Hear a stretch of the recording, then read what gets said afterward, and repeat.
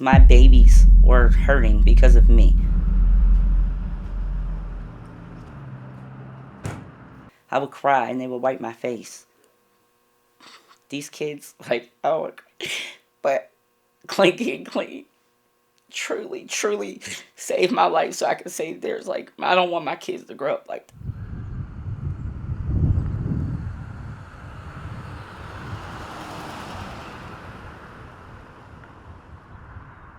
Lost Dreams Awakening is a recovery community organization. It's a 501c3 that provides advocacy, education, and recovery support services free of charge to anyone who wants to improve their health and wellness.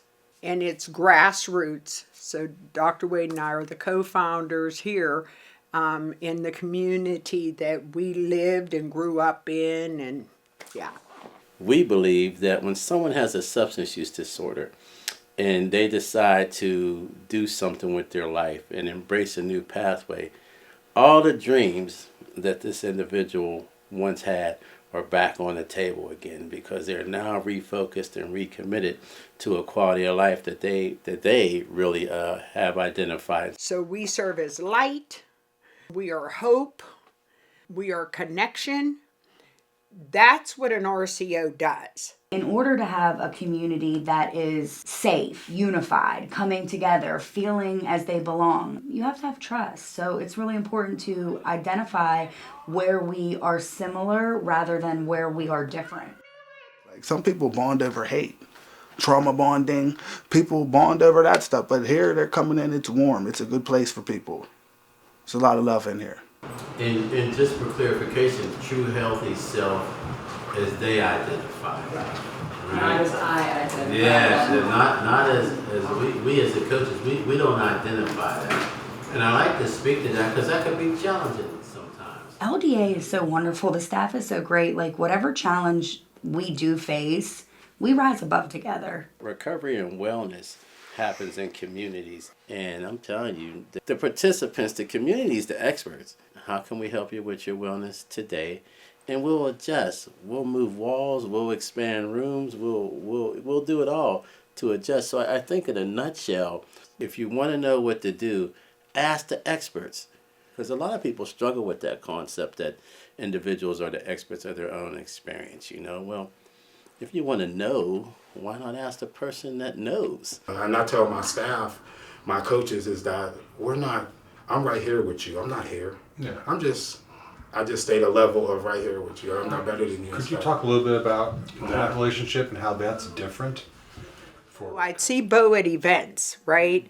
And I never saw anybody quite like him that was curious.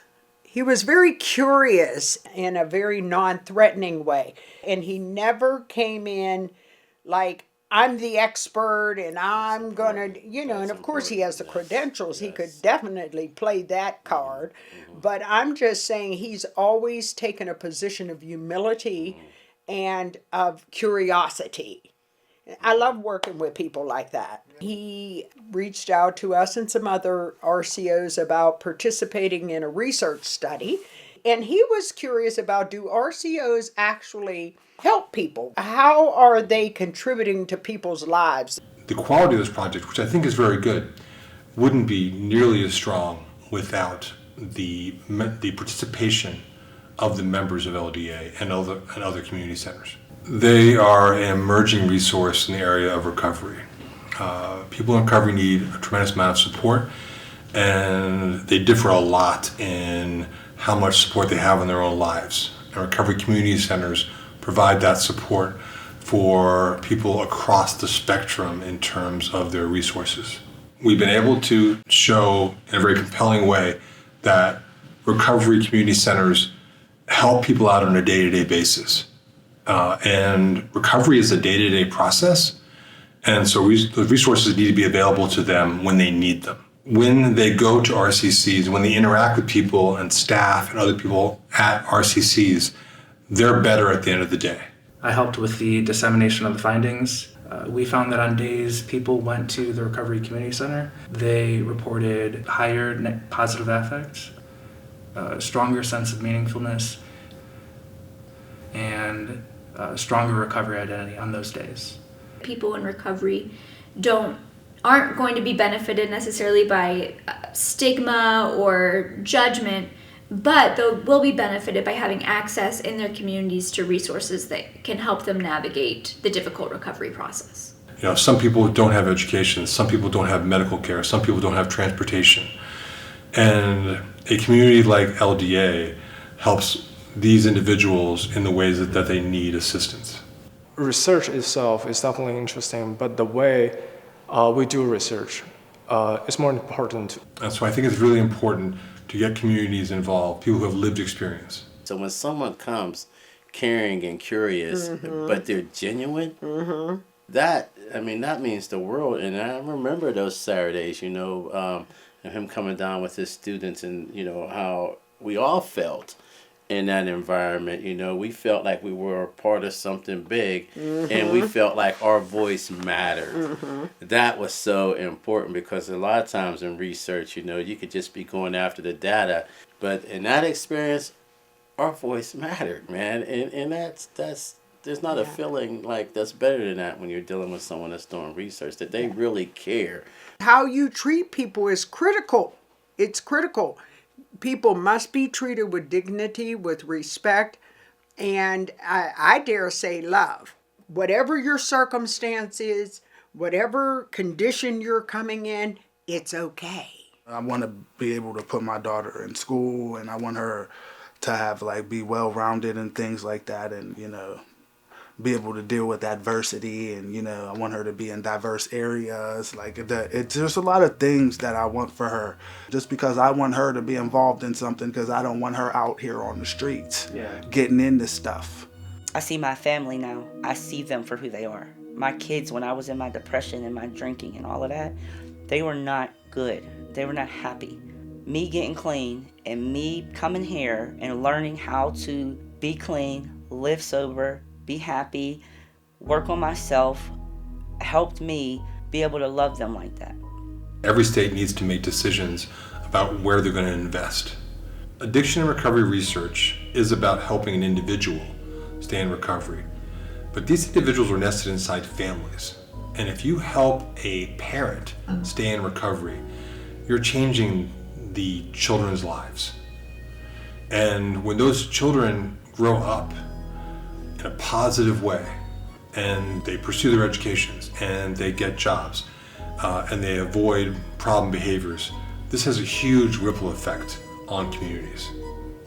And by being able to demonstrate how these recovery community organizations have an impact on people's lives, this research should be able to convince policymakers to invest in these recovery organizations.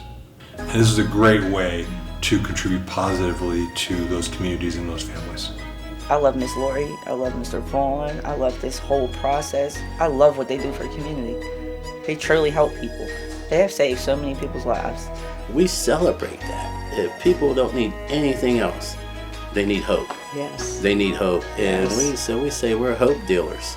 Yes. Right? Now these kids are the happiest kids in the whole world, and they really are.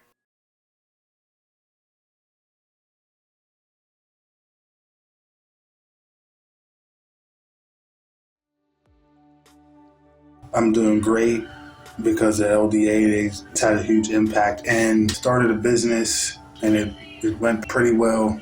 Sold out both days, and my daughter, she reaches out to me a lot more. She calls me, and she's always excited to see me, even on the days that I don't have her, like on the weekend. I've been taking her to church on the weekends or on Sundays, whenever I can, if I don't have to work. Things are really looking a lot better now. Today, I love me. So I thank the LDA for that. I thank them for loving me. I thank God for loving me until I can love me. I didn't give myself a chance, and yes, I felt bad for myself. Today, I don't. My strength, me as a woman, speaks volumes.